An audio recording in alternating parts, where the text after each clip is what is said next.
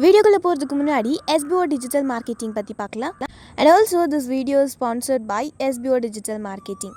And இந்த பிளாட்ஃபார்மில் நீங்கள் வந்துட்டு ரொம்ப ஈஸியாக ஏர்ன் பண்ணலாம். அண்ட் ஆல்சோ ரொம்ப செக்யூராக இருக்கும் இதில் ஏர்ன் பண்ணுறதுக்கு. இதை பார்த்தீங்கன்னா ஃபுல் டீட்டெயில்ஸ் வேணும்னா உங்களுடைய நேம் அண்ட் குவாலிஃபிகேஷனை நான் சொல்கிற வாட்ஸ்அப் நம்பருக்கு சென்ட் பண்ணுங்கள். 9941041660. ஸோ இதுக்கு நீங்கள் வாட்ஸ்அப் பண்ணிங்கன்னா இன்ஸ்டண்ட்டாக உங்களுக்கு இதை பற்றின டீட்டெயில்ஸ் கண்டிப்பாக கிடைக்கும். அண்ட் இந்த சான்ஸை மிஸ் பண்ணாதீங்க. இதை பற்றி இன்னும் நிறைய தெரிஞ்சுக்கணுன்னா டிஸ்கிரிப்ஷன்லையும் லிங்க் கொடுத்துருக்கேன். மறக்காமல் நான் சொன்ன வாட்ஸ்அப் நம்பருக்கு நீங்கள் மெசேஜ் பண்ணுங்கள். ஸோ இப்போ வாங்க வீடியோக்குள்ளே போகலாம்.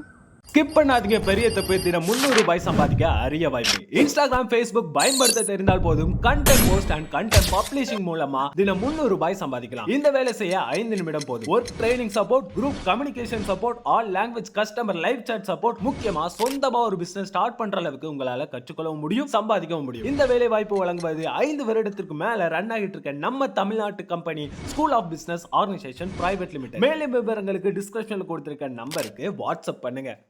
Welcome back to my channel. இன்னைக்கு நம்ம ஸ்வீட்ஸ் கடையிலலாம் கிடைக்கிற சுவையான பால் கேக் வீட்லயே எப்படி செய்யறதுன்னு தான் இந்த வீடியோவில் பார்க்க போகிறோம். இதுக்கு 3 இன்க்ரீடியன்ட் தான் நம்ம யூஸ் பண்ண போகிறோம்.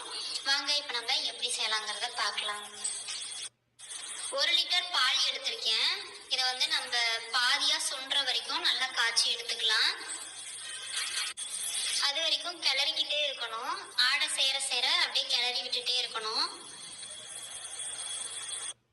இது பாதியா சுண்டி வந்ததும் இதுல நம்ம வினிகர் ஆட் பண்ண போறோம். வினிகர் அல்லது எலுமிச்சம்பழம் எது வேணாலும் ஆட் பண்ணிக்கலாம். பாருங்க, நம்ம வச்சிருந்த 1 லிட்டர் பால் சுண்டி பாதி அளவு, அதாவது 1/2 லிட்டர் போல வந்திருக்கு. இப்போ இதை நான் வேற பாத்திரத்துல சேர்த்துக்கிறேன். இதுல நீங்க லெமன் ஜூஸ் வேணாலும் சேர்த்துக்கலாம். லெமன் ஜூஸ் 1 டேபிள் ஸ்பூன் அளவுக்கு சேர்த்துக்கோங்க. நான் வந்து வினிகர் 1 டேபிள் ஸ்பூன் அளவுக்கு சேர்க்கிறேன். கலந்துட்டு இதை நம்ம கிளறி விட்டுட்டே இருக்கலாம். பால் பாருங்க திரியா வர ஆரம்பிக்கும். சமையலுக்கு யூஸ் பண்ற மாதிரி நல்ல குவாலிட்டி வினிகரா வாங்கிக்கோங்க.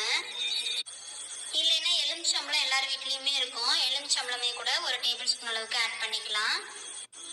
லெமன் ஜூஸ் அதிகமாக ஆட் பண்ணிட்டீங்க அப்படின்னா இதோட டேஸ்டே மாறிடும். அதனால பார்த்து சேர்த்துக்கோங்க.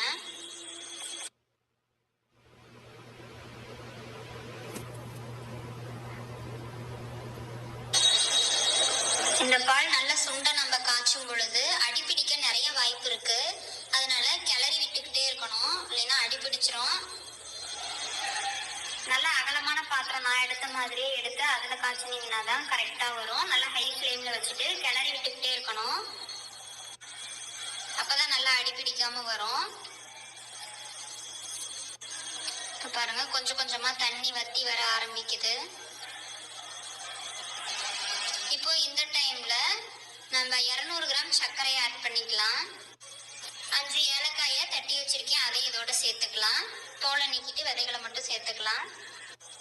இதையும் சேர்த்து நல்லா கலந்து விட்டுறலாம். நம்ம சர்க்கரை ஆட் பண்ணியிருக்கிறதுனால அந்த சர்க்கரை கரைய தண்ணி தனியா பிரிஞ்சு வரும்.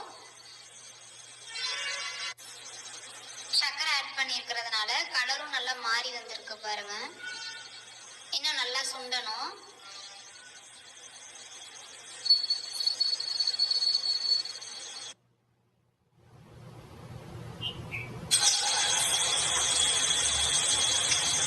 இப்போ பாருங்க கரெக்டான பதம் வந்துருச்சு.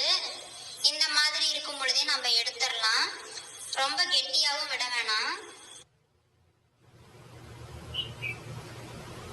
இதை நம்ம செட் பண்றதுக்கு ஒரு பாத்திரத்துல நெய் தடவி வச்சிருக்கேன். அதில் இதை நம்ம சேர்த்துக்கலாம். இதை நம்ம நைட்டே செஞ்சு வச்சிட்டோம் அப்படின்னா ஒரு 5 மணி நேரம் 6 மணி நேரம் விட்டுட்டு காலையில நம்ம எடுக்கும் பொழுது நல்லா செட் ஆகி வரும். அப்படியே நல்லா சமன்படுத்திக்கலாம். இதை அப்படியே ரெஸ்ட்ல விட்டுறலாம். நான் காலையில இதை நான் எடுத்து லைட்டா சூடு பண்ணிக்கிறேன். இதை ஒரு 2 செகண்ட் 3 செகண்ட் அடுப்பு லோ ஃப்ளேம்ல வச்சுட்டு சூடு பண்ணி அந்த பாத்திரத்தை லைட்டா சூடு பண்ணாலே போதும். அந்த சர்க்கரை மெல்ட் ஆகி பாத்திரத்துல இருந்து தனியா மில்க் கேக்கு ரொம்ப ஈஸியாவே வந்துடும். இந்த பாத்திரத்து மேல லைட்டா அந்த மாதிரி 2 தட்டு தட்டினீங்கன்னா மில்க் கேக் பாருங்க சூப்பரா அந்த பாத்திரத்துல இருந்து வந்துடுச்சு பாருங்க. இதை நம்ம சின்ன சின்ன பீஸஸா கட் பண்ணிக்கலாம். சுவையான பால் கேக் சூப்பரா ரெடி ஆயிடுச்சு பாருங்க. நீங்களும் உங்கள் வீட்டில் செஞ்சு பார்த்துட்டு எப்படி இருந்ததுன்னு கமெண்ட் பண்ணுங்கள். இந்த ரெசிபி உங்களுக்கு நிச்சயமாக பிடிச்சிருக்கும்னு நம்புகிறேன். பிடிச்சிருந்தா வீடியோவை லைக் பண்ணுங்கள், உங்களோட மற்ற ஃப்ரெண்ட்ஸ்க்கும் ஷேர் பண்ணுங்கள். இன்னும் நீங்கள் நம்ம சேனலை சப்ஸ்கிரைப் பண்ணலைன்னா சப்ஸ்கிரைப் பண்ணிவிட்டு கூட இருக்க பெல் ஐக்கானை கிளிக் பண்ணி ஆல்ன்ற ஆப்ஷனையும் செலக்ட் பண்ணி வச்சுக்கோங்க. தேங்க்ஸ் ஃபார் வாட்சிங்.